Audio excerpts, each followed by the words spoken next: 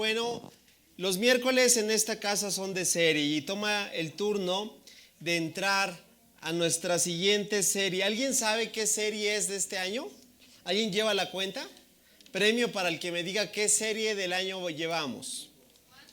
4 más, ya llevamos más de 4 series. 5, ¿quién da más? 6, 7, 8, bueno, ya atínale al precio, ¿ah?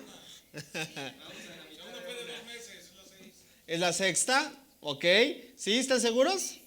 Ok, bueno, vamos a ver si es cierto. Al final les digo si se acertaron o no. Pues bienvenidos a David, es nuestro personaje de este 2024 que vamos a ver y es subtitulado El nacimiento de un rey. ¿Por qué hay que seccionar la vida de David en diferentes etapas? Porque es muy amplia, es muy extensa. Mira, uno de los primeros datos que tú puedes ver es lo siguiente. ¿Sabías que hay 800 veces en el Antiguo Testamento que se menciona a David? 800 veces. ¿Te imaginas ver una serie con 800 citas? Pues muchísimo. Eso se habla en el Antiguo Testamento. Pero hay, ¿cuántas? Ahí lo tienes. 60. ¿En dónde? En el Nuevo Testamento. Si tú conoces o tienes un panorama al menos general de la vida de David, pues sabes que es un personaje de dónde, que aparece en dónde, en el Antiguo o en el Nuevo Testamento. ¿En dónde?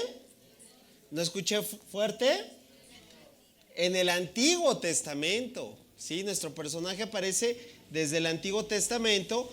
Pero entonces, ¿por qué se menciona tantas veces? ¿Sabías que es uno de los personajes más citado? Bueno, está prácticamente de principio a fin en el Nuevo Testamento, hablando desde la genealogía del Señor Jesucristo, lo ves en Mateo, y lo ves también desde la referencia que se tiene de Jesús en el Apocalipsis, en el último libro de la Biblia. Entonces es impresionante la vida de este hombre.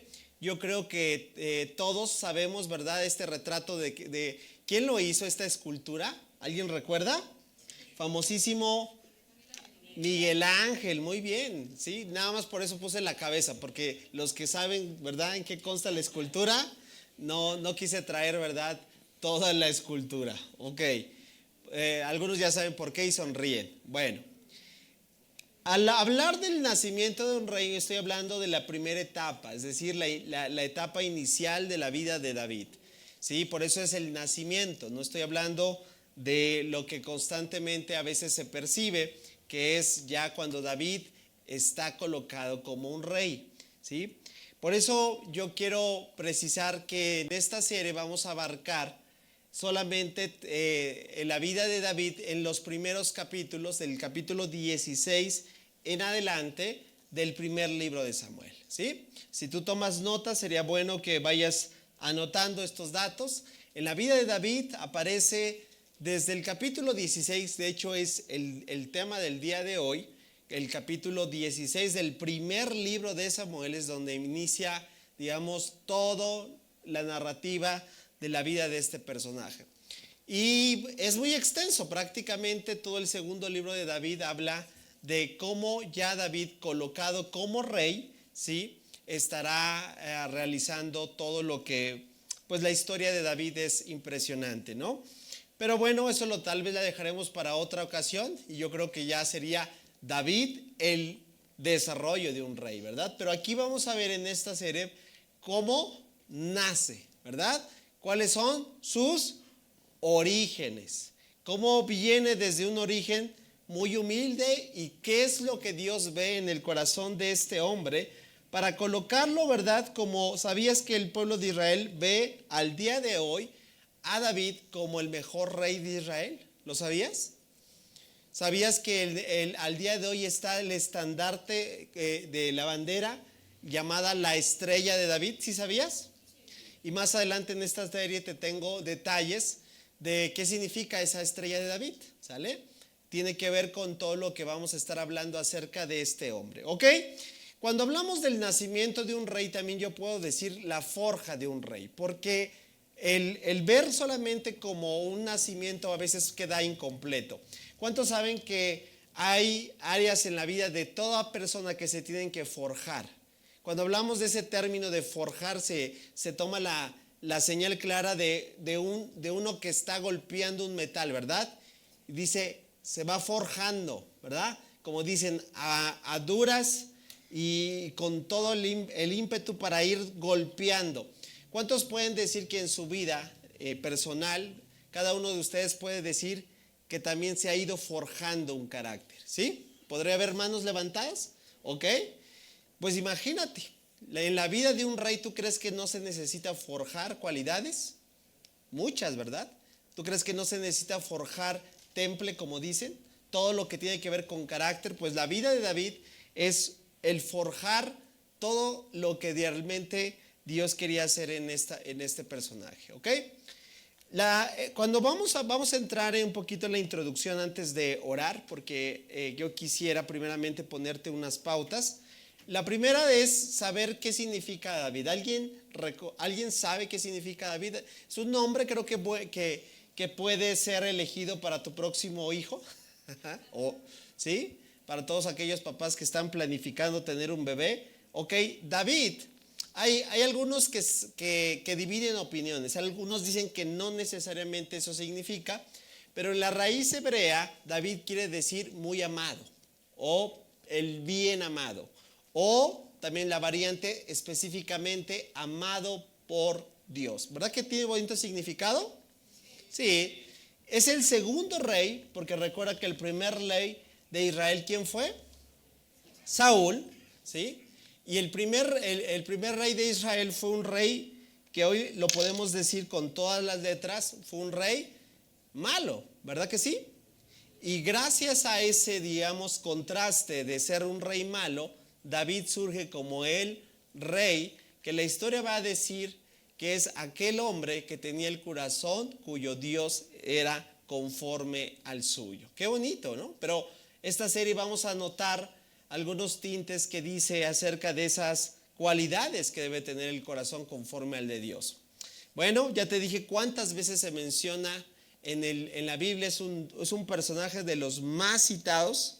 Y bueno, yo puedo decirte aquí un poquito de la línea generacional de nuestro personaje. ¿Sabías?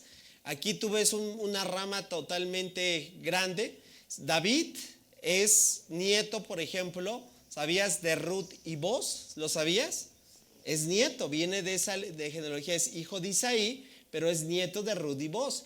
Y también en este siguiente diagrama, pues dices, está los de azul, para que lo veas, son hombres, los de rojito son mujeres. Aquí está nuestro personaje, donde está la flechita roja, ¿verdad? ¿Ese quién es? David. Y ¿qué quiere decir este diagrama? Tuvo un chorro de ¿qué? De mujeres. Y eso representa también un chorro de ¿qué? De hijos. Y bueno, y vamos a ver que en esos tiempos, ¿verdad? Cómo era permitido todo esto, ¿de acuerdo? Yo le llamo el personaje de las 3P, ¿sale? Apúntalo si tú traes, recuerda que miércoles de serie te anima a que tú tomes notas. Yo llamo a David como el personaje de ¿qué? Las 3P, porque creo que es el personaje que cumple perfectamente con 3 oficios o funciones que ningún otro personaje en la Biblia lo vas a poder encontrar. La primer P es la primer letra pastor. David era un pastor ¿de qué? De ovejas, pero mira lo que dice las escrituras. El Salmo 78, versículos 70 en adelante, mira lo que dice. Escogió a David, a su siervo David, y lo llamó al redil. Versículo 71. Tomó a David de donde cuidaba a las ovejas y a los corderos y lo convirtió ¿en qué? En pastor, pero no solo de ovejas. Mira cómo lo dice la narrativa bíblica. ¿De quién? De los descendientes de Jacob, es decir, de Israel. David no solo fue pastor de ovejas, ¿sí? Fue pastor. ¿De qué? De Israel. ¿Sí? El pueblo de Dios, dice. Y mira cómo hace referencia el libro de los Salmos. Lo cuidó con sinceridad de corazón y lo dirigió con manos diestras. Pregunta, ¿fue un mal o un buen pastor? un buen pastor. Ya está aquí claramente la evidencia. Entonces, recuérdalo, David no solo fue un pastor de ovejas, también la Biblia dice que fue un, ¿qué? Un buen pastor de una gran nación, del pueblo de Dios. Pero también viene la segunda P que yo llamo poeta, ¿verdad que sí? Las fotografías de David hoy tú las vas a encontrar en la mayoría con su instrumento musical, ¿verdad? Tú hace rato Cines decía un dato importante. Bueno, te traigo el dato preciso. De acuerdo a la tradición, se le atribuyen 73. ¿Cuántos salmos tenemos al día de hoy? 150. Bueno, de los 150, 73 se le atribuyen a David. Ahora, ¿sabías que hay otros salmos que son anónimos, pero que muchos le atribuyen también a David? Entonces son más de 73 en realidad. ¿Sale? Pero por lo menos 73 de 150 se le atribuyen a este autor, a David. Ahora, en diferentes etapas de su vida, escribe salmos, ¿verdad? Pero uno de los más conocidos y de los más reconocidos como una gran poesía es el Salmo 51.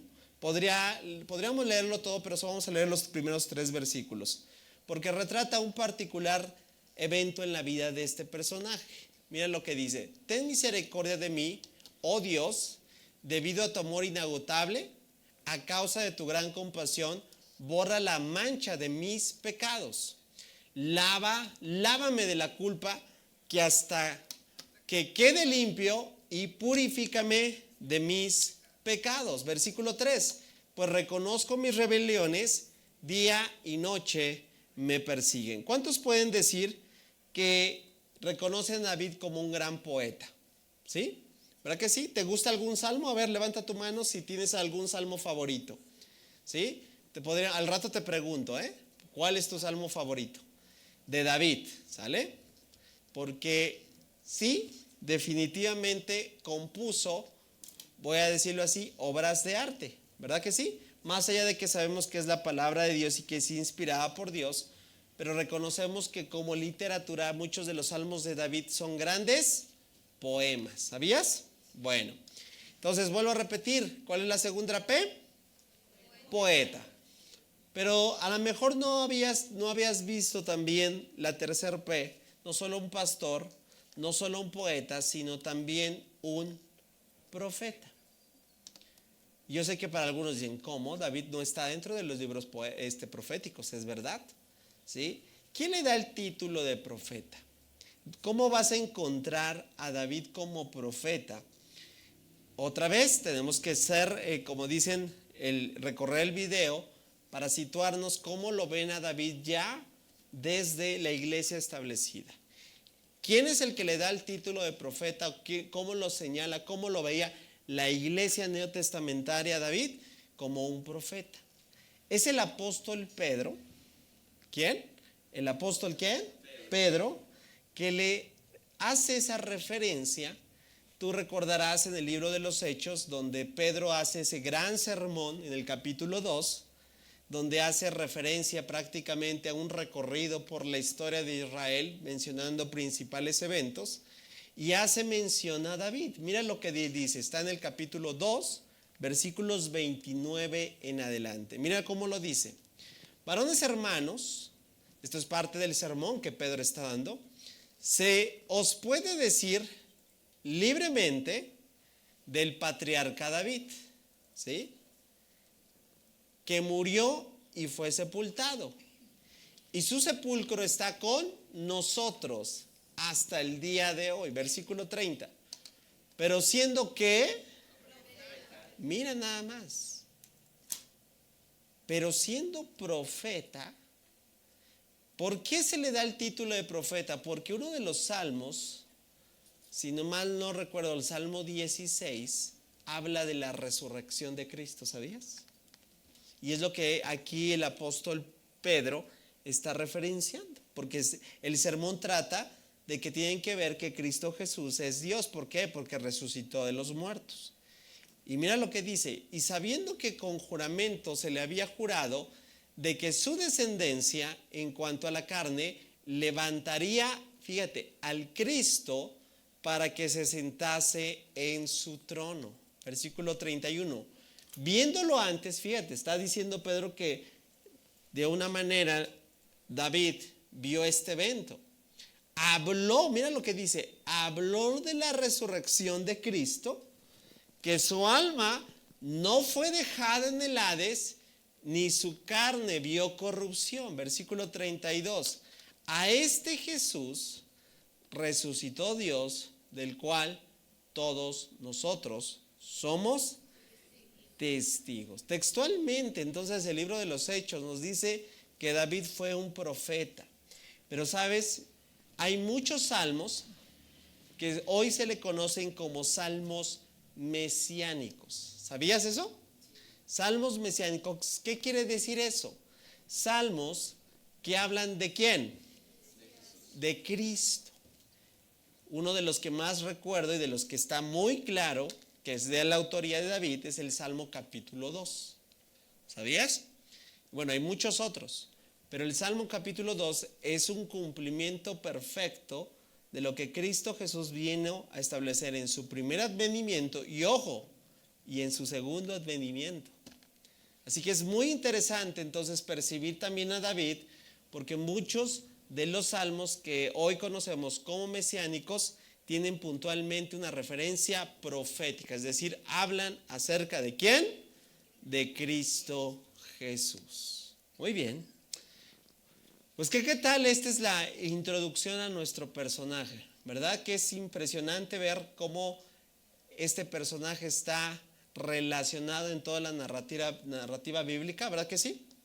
Bueno, pues ha llegado el momento de que comencemos en esta sesión. Vamos a empezar abriendo tu Biblia en el libro de Samuel, primer libro de Samuel, capítulo 16, ¿de acuerdo? Pero antes de que vayamos a dar lectura, vamos a pedirle al Señor que nos guíe en esta nueva serie, que podamos absorber todo lo que Él tiene, todos esos principios maravillosos que nos vamos a dar cuenta que son importantes para nuestra vida el día de hoy, que no solamente podamos ver la vida de David como un personaje más de la historia, ojo, sino que podamos ver a David como lo que es la clara referencia, mira, de aquel que, ¿por qué te has preguntado por qué a Jesús le gritaban, Jesús, hijo de quién? Eso tiene una explicación.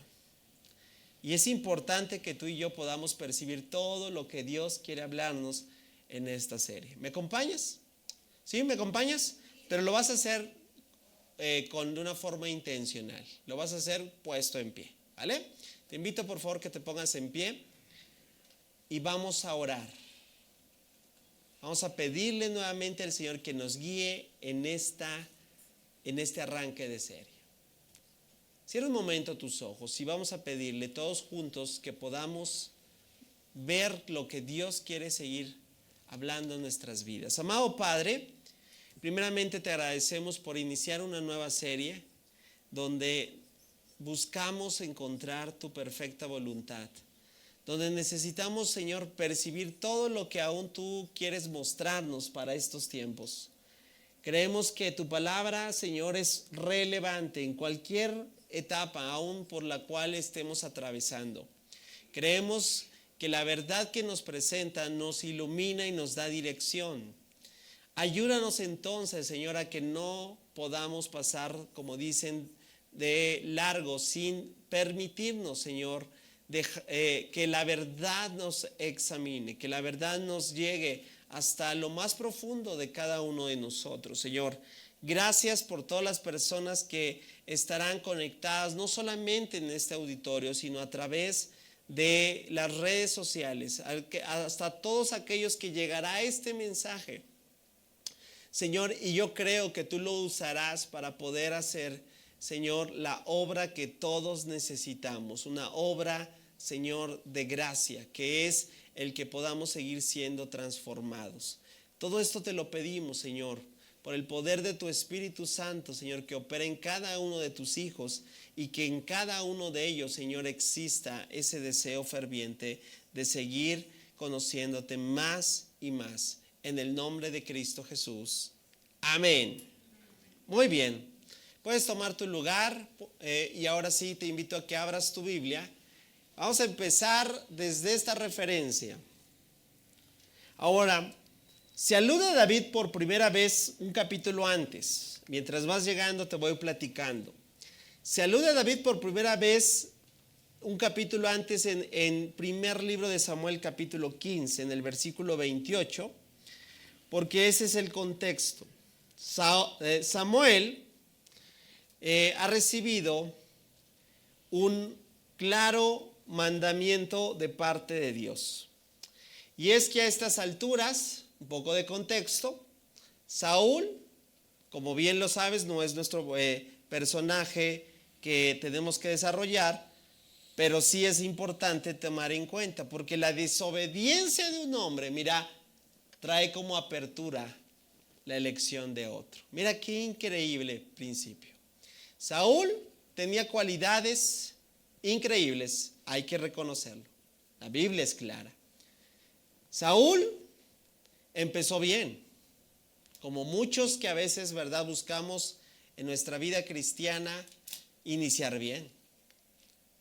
Pero ahora nos damos cuenta que en el capítulo 15 la decisión de Dios es determinante. Y es que Saúl, ante los ojos de Dios, ha sido desaprobado. ¿Por qué? Porque Saúl se ha encargado de desobedecer una y otra vez a Dios. Saúl se le ha hecho fácil jugar, como decimos hoy en día, con fuego. Y a veces eso es lo que tal vez en algún otro momento, ¿verdad?, hablemos de la historia de Saúl, porque también podemos aprender muchísimo. Y Saúl se le ha dicho claramente por medio del profeta Samuel, Dios honra por encima de los sacrificios la obediencia. ¿Cuántos saben que necesitamos, por encima de cualquier sacrificio que nosotros queramos o pensemos hacer delante de Dios, primeramente preguntarnos qué tan correcto está mi corazón delante de Dios? ¿Qué tanto estoy obedeciendo? Bueno, ha llegado el momento en el que Dios ha decidido ya y ha elegido a otro hombre. Y es ahí donde entonces entra el primero de las referencias de nuestro personaje. ¿Y ya tienes tu Biblia? Vamos a empezar a leer. Versículo 1 dice: ahora bien, el Señor le dijo a Samuel: ya has hecho lo suficiente duelo por Saúl. ¿Sí? Vamos a ir hablando entre líneas, vamos a ir comentando todo esto, lo que hemos estado percibiendo. Ya has hecho suficiente duelo por Saúl. Mira lo que dice, lo que te comentaba. Ahora está claro y puntualmente. Lo he rechazado como rey. Oye, pero Saúl seguía siendo rey. Efectivamente, de hecho, va a seguir siendo rey. Y aquí hay un principio muy importante que todos debemos de preguntarnos. Una cosa es la función, una cosa es el nombramiento, otra cosa es cómo Dios nos ve delante de Dios. ¿Qué te quiero decir? Que a veces nos podemos ir con la finta de que nombramiento, función, desarrollo, como lo quieras llamar, es sinónimo de estar bien con Dios. Pues aquí nos damos cuenta que él seguía siendo rey, es decir, seguía dirigiendo, iba a seguir dirigiendo, sí, iba a seguir gobernando Israel, sí, pero qué fuerte. Pero ante los ojos de Dios, ya este hombre estaba ¿qué? Desaprobado. Una cosa es ministerio. Por muchos años he conocido historias que no me hubiese gustado de alguna manera conocer, saber. He visto muchos hombres que aún en el ministerio siguen haciendo cuestiones ministeriales, pero delante de Dios ya están desaprobados. Por eso, amada familia, qué importante que tú y yo nos midamos a la luz de lo que dicen las Escrituras, nuestra obediencia por encima de cualquier sacrificio, nuestro corazón recto delante de Dios por encima de lo que hagamos para Dios. necesitamos reconocer que todo lo que hacemos tiene que ir puntualmente en la línea en la que Dios nos dice. ¿Cuál es esa línea? La obediencia. ¿No será que algunas de las cosas que hoy estamos en nuestra vida solamente reflejan eso? ¿Que hay desobediencia en nuestra vida? Tú y yo podremos seguir, siguiendo, operando cualquier actividad en Dios, pero para Él podemos ser ya hombres y mujeres que han sido rechazados. Dice el verso 1, lo he rechazado, está hablando Dios. Lo he rechazado como rey de Israel. Y así que llena tu frasco de aceite, porque mira la instrucción que Samuel representa, la función del profeta.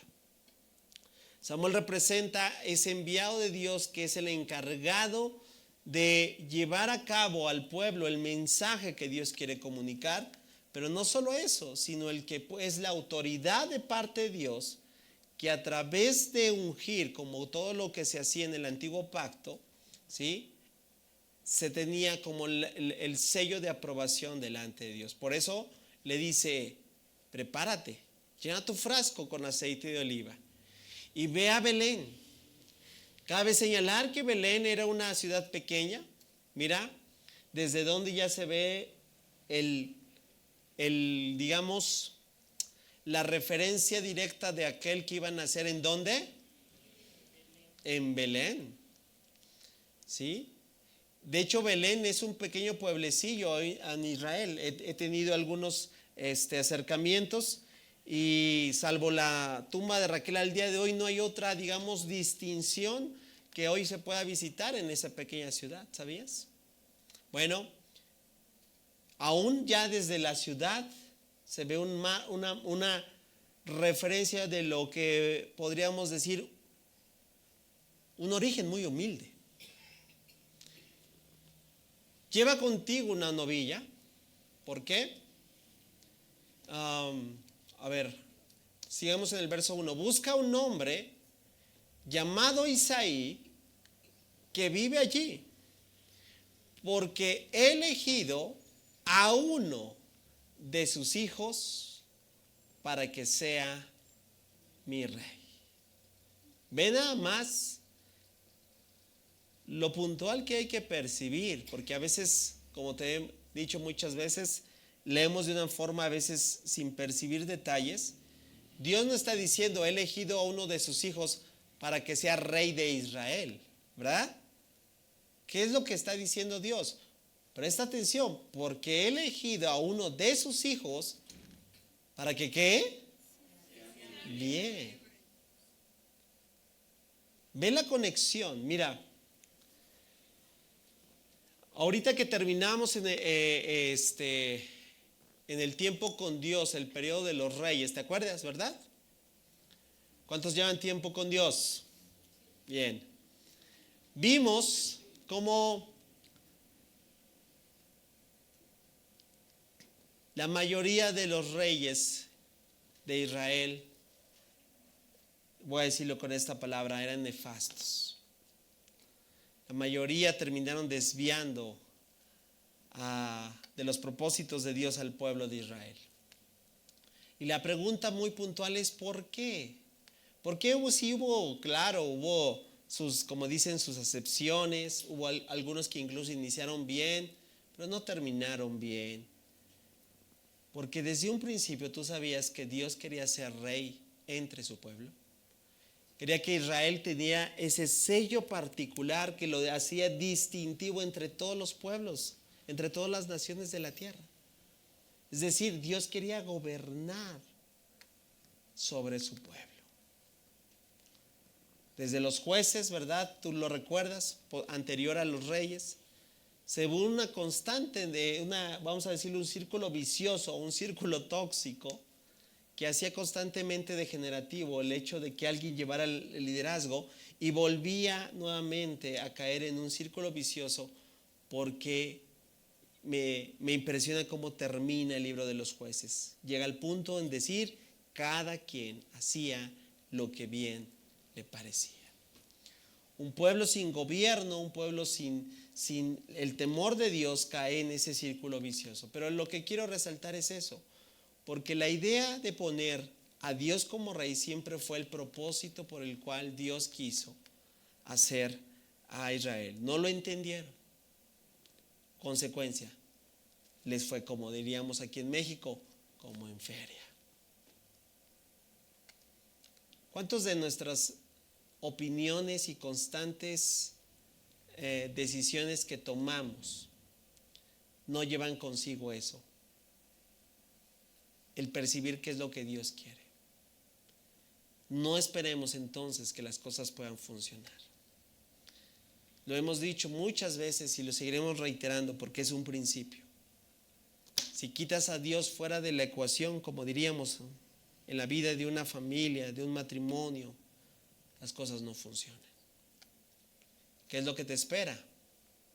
Terribles consecuencias. Israel solamente era el resultado de haber quitado a Dios de la figura. ¿Y cuál fue? Danos un rey, danos un rey. Y ahí les va, Saúl. ¿Y cómo les fue? Como en feria. Pero Dios ahora ha visto en una pequeña aldea, así llamémosla, en una región no gloriosa, no es, voy a decirlo así, del estereotipo de donde saldría un rey. Vamos a tratar de poner ilustraciones que nos acerquen a entenderlo. Estamos hablando de un rey, no estamos hablando de cualquier otra función.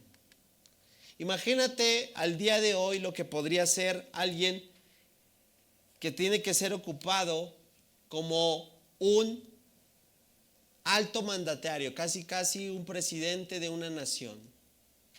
¿Sabes dónde se postulan? ¿Cuál es el estereotipo? Las mejores universidades, ¿verdad? ¿Cierto o no? Con los mejores títulos académicos, ¿cierto o no? Con los mejores posgrados, ¿cierto o no? Ese es el estereotipo de lo que se busca de un mandatario, de una persona. Pues esto rompe totalmente con el estereotipo de lo que es o de lo que se busca en un rey. Hay que decirlo, si Saúl fuera en estos tiempos, Saúl sería como el equivalente de los egresados de Harvard. Saúl sería como el estereotipo de aquellos que cumplen con todos los requisitos o los rubros académicos.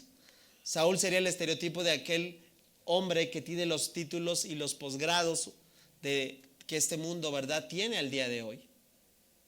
Pero Dios, escucha bien, lo estás percibiendo, no está poniendo la mirada hacia esos lugares. Dios está viendo una pequeña población y a un padre de familia que tiene 8 hijos y que ya ha visto quién será el próximo rey de Israel. Pregunta, en el verso 1, ¿queda claro que Dios ya sabía quién era el próximo rey? Sí. Para Dios, solo para Él. Porque viene el dilema, ¿verdad? Hay que bajarlo ¿a quién? Al que es el enviado por Dios. ¿Quién es ese enviado por Dios? El profeta. ¿Quién es ese profeta? Samuel, versículo 2.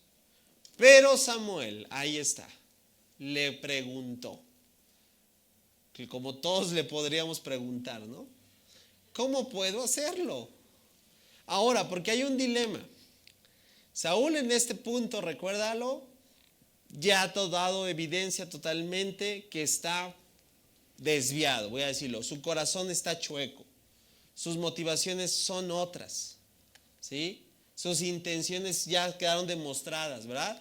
Recuerdo en la batalla de Amalek cuando el Señor le dijo, no tienes que quedar nada dejar a nadie con vida. ¿Y qué es lo que hizo Saúl? Pues se quedó con el botín, parte del botín, ¿verdad? Y hasta que lo confronta, todavía se justifica, toda trata de pelear. Así es el corazón de una persona que ha quedado de evidencia que Dios ha desaprobado. Y como está esa condición, mira, aún el profeta teme por su vida. Aún el profeta está en dilema porque Mira lo que dice, versículo 2. Si Saúl llega a enterarse, ¿qué dice? Me matará, me va a dar chicharrón. Así de chueco y de torcido ya está el rey. Que ha sido un rey egoísta, un rey que es egocéntrico, si lo quieres ver así, que solo piensa en su reino, ¿verdad? Ya no es en el reino o el pueblo de Dios, a él se lo atribuye. Y mira lo que le dice Dios: lleva contigo una novilla y di que has venido para ofrecer un sacrificio al Señor. Versículo 3. Invita a Isaí al sacrificio y te mostraré a cuál de sus hijos ungirás para mí. No le dice cuál, le da las instrucciones. Como todo lo que representa en nuestro caminar con Dios, es constantemente un desarrollo de fe.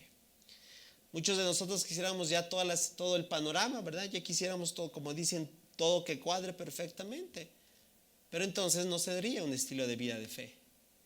No sería una vida que confía todos los días en Dios.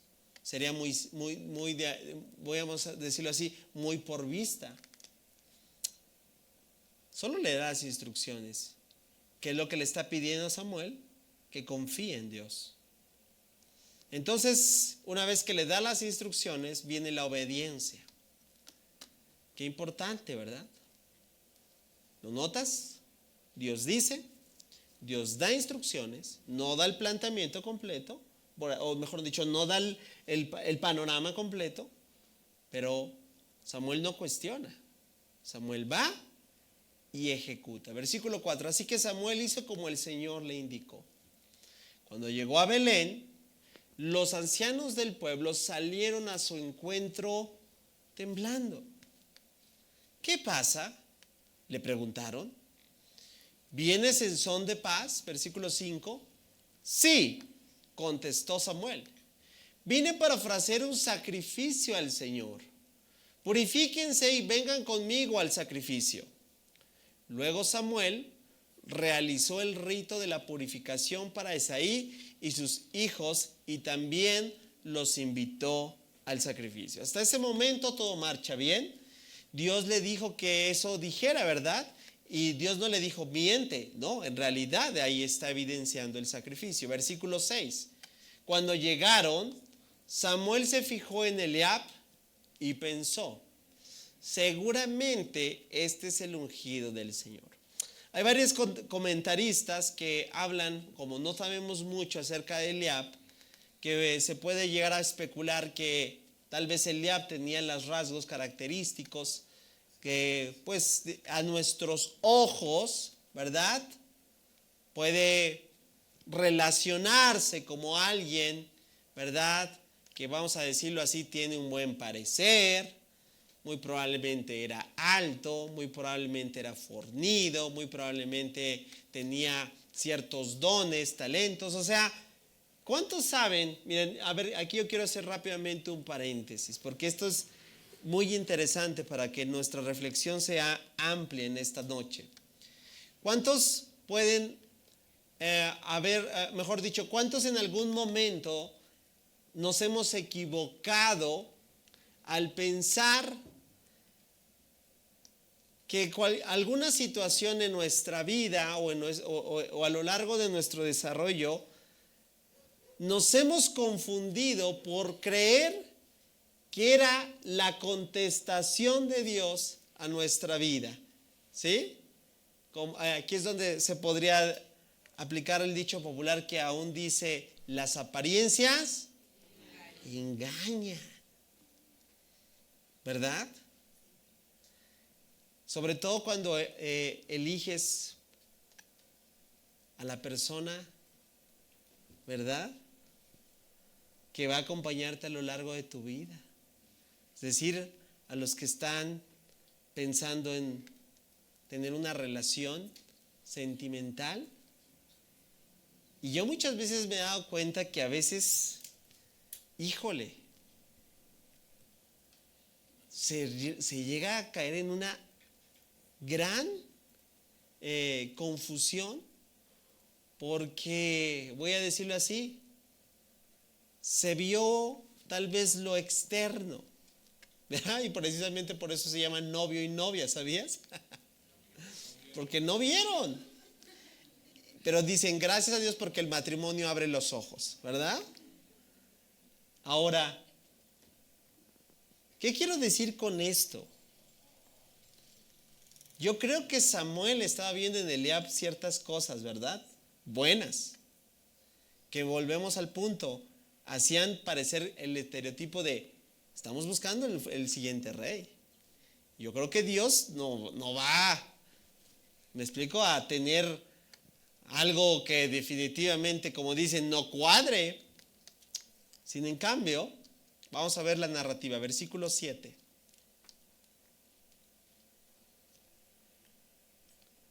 Pero el Señor le dice a Samuel, no, a ver, tú lo vas a leer fuerte conmigo esta parte. A la 1, a las 2 y a las 3. No juzgues por su apariencia o por su estatura, porque yo lo he rechazado. Hasta ahí. Ahí es por eso que me atrevo a decir que es lo que veía Samuel. Ahí está también la clara evidencia de nosotros cómo juzgamos. Y me hizo recordar, ¿sabes?, a una etapa en mi vida, porque en una ocasión, rápido te lo platico, no tiene mucho que ver con esto, y al fin de cuentas me dejó una gran enseñanza. No solo te lo platico porque fue fortuito, sino porque en una ocasión yo tuve que estar en una empresa donde teníamos que asesorar como tipo consultoría en un cierto sector. No te voy a dar tanto detalle para no hacerte el cuento largo. Pero lo que voy al punto es que cuando yo visité ese lugar, yo estaba buscando al ingeniero responsable. Y cuando yo empecé a buscar, yo solo vi, voy a decirlo así, una persona un poquito desasiada, un poquito, pues obviamente era un ingeniero mecánico que estaba trabajando. Yo no sabía que era él el responsable. Pero cuando yo lo vi, honestamente, voy a decirlo así, yo lo menosprecié. ¿Por qué? Porque yo vi su apariencia. Pero lo más impactante, y para mi vergüenza, él, no sé qué cara yo hice, pero él se dio cuenta. Y después, cuando a la hora de la, como dicen, de la jugada y de la acción, él me dio una cátedra. ¿Sí me doy a entender? Y yo fui avergonzado. ¿Cuántos de nosotros podemos decir que a veces solamente vemos o juzgamos por apariencia, por estatura? Si vamos a hacer esta reflexión amplia, hay que ver cada área en nuestra vida en donde hemos juzgado de forma incorrecta. Porque a lo mejor lo que hoy tú ves también es una especie de menosprecio a lo que sea.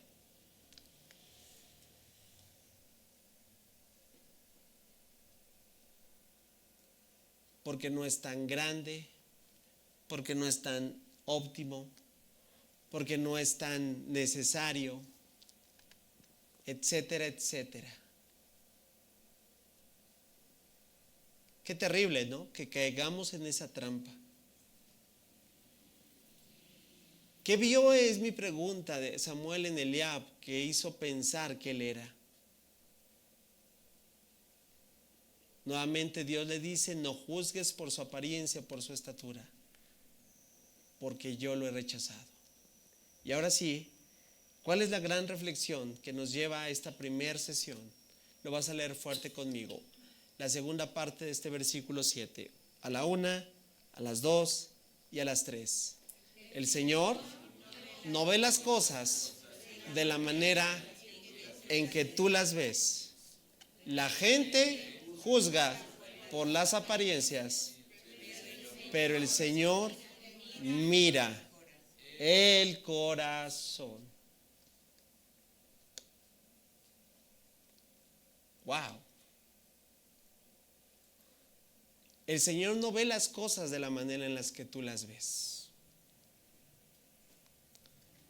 Y esa es una de las cosas que, familia, necesitamos cada vez tú y yo tomarlo en cuenta. No ve las cosas como tú las ves.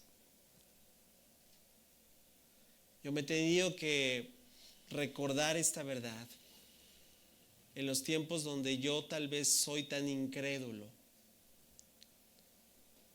en los tiempos donde tal vez mi fe es muy débil, muy fluctuante.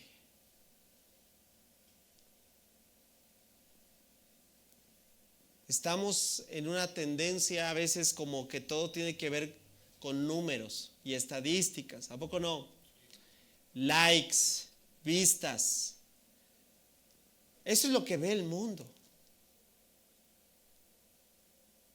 Dios no ve como lo ve este mundo.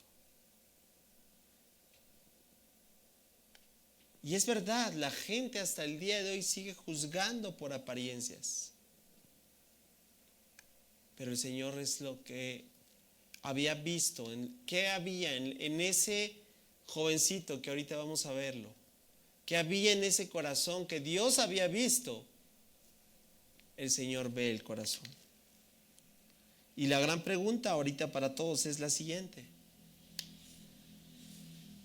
si el Señor mira los corazones, pregúntate, ¿qué hay en el tuyo?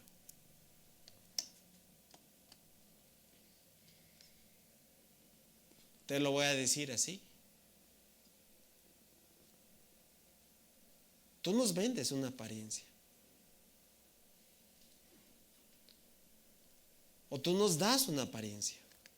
Yo te doy una apariencia. Es decir, todos tenemos una versión que estamos moldeando. Por eso muchas veces dicen, ay, tan seriecito, tan visto que se ve, mira, si supieras, ¿verdad? ¿Cuántos se han llevado grandes sorpresas de personas que dicen, se veía tan gentil y educado y de repente dices, uy, se volvió un demonio o demonia? Tú y yo podemos darte, como dicen, un retrato. Pero lo más importante y lo que tú tienes que tener en cuenta no es cómo te percibe aún la iglesia. No es cómo te ve la iglesia. No es cómo te ve el pastor o los líderes. No es ver cómo te ve el ministerio. Es cómo te ve Dios. Porque mientras todos están percibiendo lo que aparentas, tal vez Dios nos puede decir, falso, a mí no me puedes engañar. Tal vez a la iglesia y a tus propios familiares les puedes decir lo que, y te lo van a creer tal vez, pero yo veo tu corazón. Te lo vuelvo a preguntar, ¿qué hay en tu corazón, amada familia? ¿Qué hay en tu corazón que el Señor puede ver el día de hoy y hallar que es algo bueno?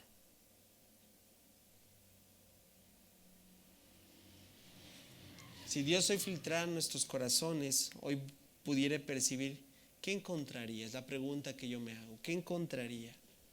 En el corazón global, voy a decirlo así, de esta casa. Corazón honesto, un corazón que busca hacer lo correcto, o tal vez un corazón lleno de hipocresía. Recuérdalo, la gente juzga por apariencias, pero el Señor mira el corazón. Ahí es donde yo quiero hacer una referencia, una directa a uno de estos círculos, textos donde habla precisamente cómo Dios, voy a decirlo, está. Segundo libro de Crónicas 16:9, me encanta imaginármelo, porque mira lo que dice. Los ojos del Señor, y no porque Dios tenga ojos, ¿verdad? Es un lenguaje figurado que está diciendo, Dios está, ¿qué? Percibiendo todo. Los ojos del Señor, ¿qué dice? Recorren toda la tierra. Y yo creo que están recorriendo continente por continente, nación por nación, ciudad por ciudad. Está recorriendo Dios. Pero con una intención. Mira lo que dice esta escritura, me encanta. Para fortalecer, no a todos. Mira lo que dice. ¿A quiénes? A los que, ahí está, mira, es lo que vio en David, lo que vio en muchos otros hombres y mujeres que tienen el corazón totalmente fuerte, dilo conmigo, comprometido con Él.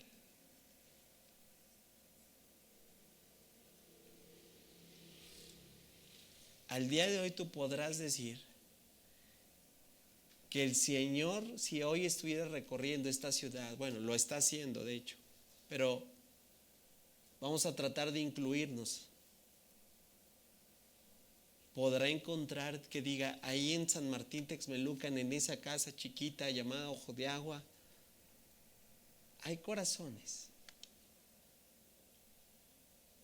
que no están comprometidos con este mundo, que no están comprometidos con las modas y los usos y costumbres de este tiempo presente, que no están comprometidos con la vanagloria de la vida, que ahí en ese lugar hay corazones que están comprometidos conmigo.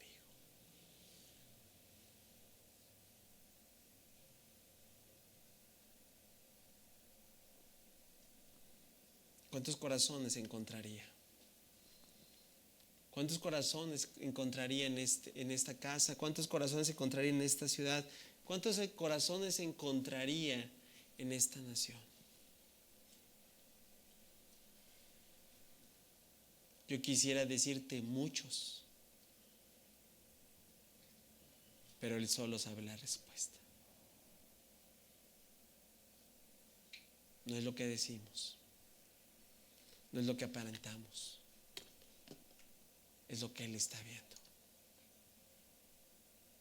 Que Él pueda ver, familia, ese es el llamado. Corazones comprometidos con Él y solo con Él.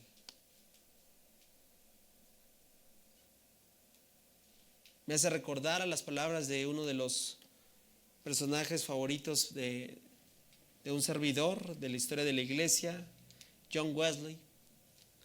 Él dijo prácticamente una frase que tiene que ver con esta verdad. Dame 100 hombres que amen solo a Dios y odien solo al pecado. Dame 100 hombres que amen solo a Dios y solo Dios y aborrezcan al pecado y transformaré el mundo. Familia, porque la gran realidad es que como dicen, a la hora de la hora, no son muchos. No son muchos.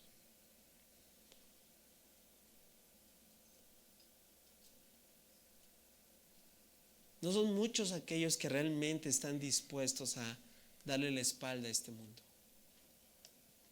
Parábola del sembrador, el Señor Jesús lo dijo claramente, el afán, el amor por las riquezas hacen que aunque la palabra y la semilla sea eficaz, caiga en un terreno donde no va a dar fruto. Yo siempre me he preguntado por qué si el Evangelio ha sido proclamado por todo el mundo y ha llegado a oídos de muchas personas y de mucha gente. Mira, en mi recorrido en caminar con Dios, yo he visto cómo, voy a decirlo así, políticos, famosos, deportistas, cantantes, actrices, han escuchado del Evangelio. Sí, ese es el problema. Que solo un día escucharon, pero nunca se comprometieron con Él. Esa es la gran diferencia, familia, que puede hacer totalmente diferente tu cristianismo.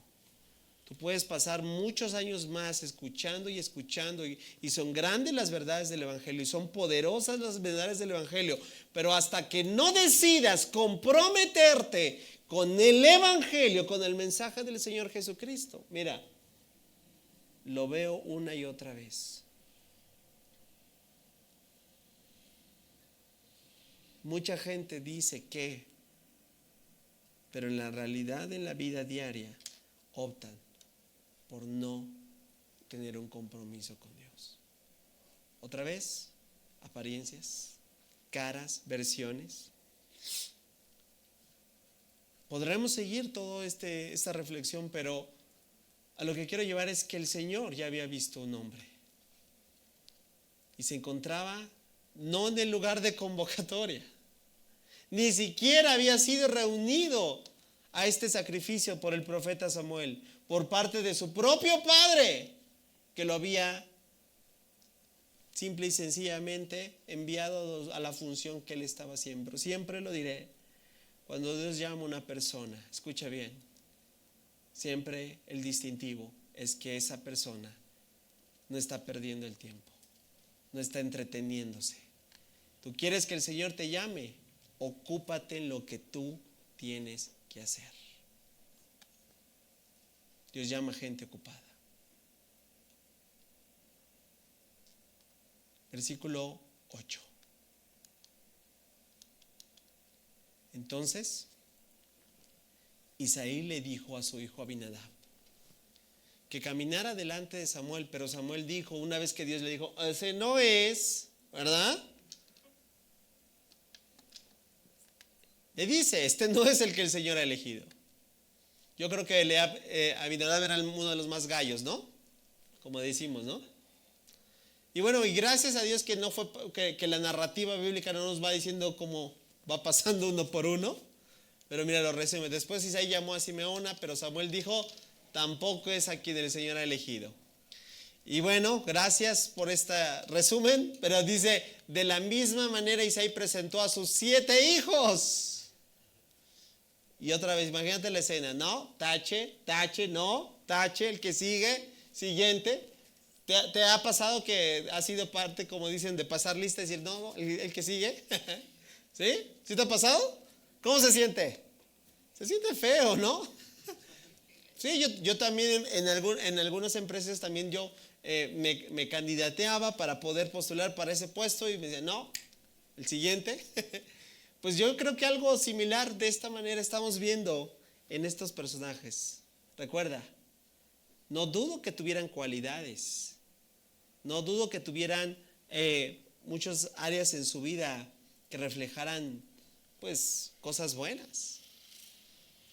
Pero recuerda, lo que Dios ve no es lo que el mundo ve.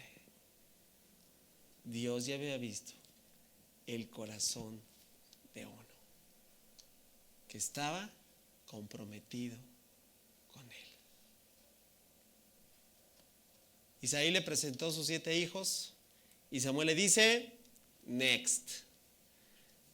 El Señor no ha elegido a ninguno de ellos. Yo creo que bueno, ya pasaron todos los que estaban al menos ahí, ¿verdad? Y no crees que Samuel empezó a rascarse la cabeza y dijo, el Señor no pudo haberse equivocado, ¿verdad? A ver, él me dijo claramente que él había elegido ya. ¿Tú eres Isaí? Sí, esos son sus hijos, sí. Entonces, por eso pregunta, versículo 11. Después Samuel le pregunta, ¿son todos los hijos que tienes?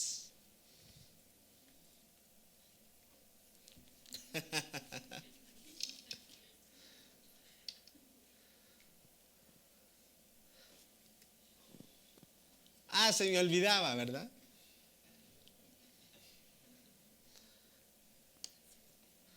Que todavía, pero yo creo que en el corazón dice, también él entra en el casting.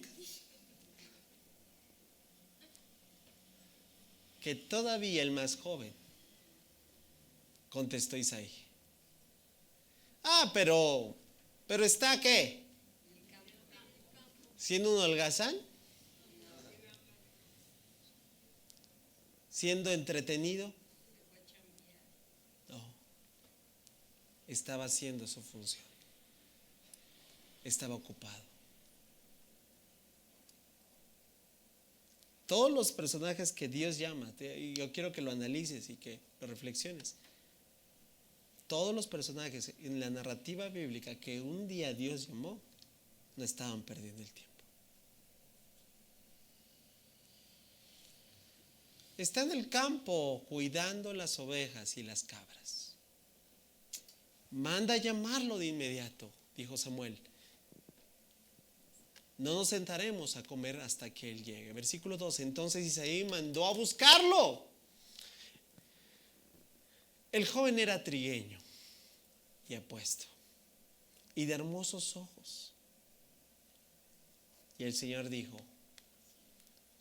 este es, úngelo. Al estar David en pie entre sus hermanos, Samuel tomó el frasco de aceite de oliva que había traído y ungió a David con aceite. Y el Espíritu del Señor vino con gran poder sobre David, y a partir de ese día, luego Samuel regresó a Ramá. ¡Wow! ¿Demasiado joven? ¿Demasiado insignificante? ¿Demasiado lo que tú quieras? ¿Cuántos saben que Dios no ve nada a veces de lo que tú y yo colocamos como requisitos para poder estar delante de Él? ¿Qué es lo que Dios solamente estaba buscando? Otra vez, dilo fuerte conmigo: un corazón comprometido con Él. Y hay que resaltarlo porque hay que verlo desde este punto. David va a ser conocido como, no solo como el dulce cantor de Israel, no solo como el rey de Israel, no solo como un guerrero valiente, no solo como aquel líder de los escuadrones del Dios de Israel, no como aquel que llevó a hombres medrosos, pusilánimes en la cueva de Adulán a convertirlos en un poderoso ejército como los valientes de David. Todo eso, sino también hay que decirlo, como el David adúltero, como el David asesino, como el David que cometió una gran cantidad de errores, como el David que hizo uno de los terribles pecados que le causó muchísimos estragos, como el levantar un censo. Hay que decirlo, porque un corazón comprometido no quiere decir un corazón libre de errores. Pero ¿sabes lo que es distintivo en la vida de David? Que aún una vez que él se equivocó y tuvo que ser tratado, rectificó. Sus consecuencias de sus pecados familiares lo persiguieron en toda su vida. Sus actos de desobediencia tuvo que pagar, voy a decirle así, las facturas por todo aquello. Pero no vas a encontrar una mala referencia en el libro de los Hechos que hable mal acerca de David. Todo lo contrario. ¿Sabes cómo dice uno de los impactantes? Lo vamos a ver más adelante, pero solo quiero cerrar esta parte. Como aquel hombre que sirvió a su generación. Porque eso hace un hombre que su corazón está comprometido con Dios. Eso hace un hombre que mientras él no fue convocado a la reunión, voy a decirlo así, al protocolo, él sabe que cuando Dios llama, aún ni siquiera los protocolos le son necesarios, porque no quiere aparecer en la foto, porque no está buscando posición, porque no está buscando reconocimiento y vanagloria humana, Porque alguien sabe que cuando sirve a Dios de todo su corazón, él sabe que su mayor compromiso es con Él, con su reino, con lo que Él busca. ¿Cuántas de las cosas que hoy este primer acercamiento, nuestro personaje en turno, nos están haciendo ver cuál es el corazón que tú y yo debemos de tener? Un corazón que ama a Dios, que busca agradarle, que por encima de todo, mira, porque recuérdalo, el llegar a ponerla, vamos a decir, la mira en un jovencito, más o menos, mira, he leído muchos comentarios, ninguno llega a la conclusión de que a esta edad David superaba los 15 años. Un niño. ¿Cómo un niño va a ser reelegido rey? ¿Cómo un niño con unas, digamos, 0 cualidades de vida, de ejército, puede ser el siguiente rey? Porque Dios no mira lo que mira este mundo. Dios mira el corazón. Ha sido mi pregunta una y otra vez. ¿Qué había en el corazón de ese niño? ¿Qué había en el corazón de ese jovencito? Que Dios vio a un potencial rey. Voy a decirlo con otras palabras. Que Dios vio en la vida de ese hombre para asignarle una de las funciones más importantes dentro de la historia, no solo de Israel. Al día de hoy, mira, sabes, hay que verlo en retrospectiva. Ser del mismo linaje de donde vendría el Mesías. Sorprendente. Al darse cuenta que ese joven que estaba ungiendo iba a ser de la casa de donde vendría el rey, mira, más glorioso, más sublime,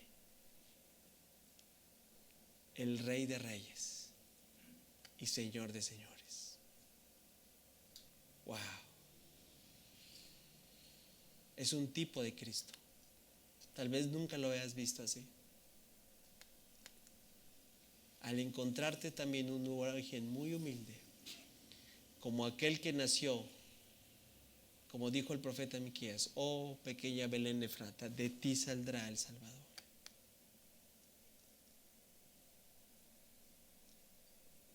En las palabras de Natanael, ¿de Nazaret puede venir algo bueno? Dios no ve lo que mira el hombre. Dios ve el corazón. Te voy a invitar que te pongas en pie.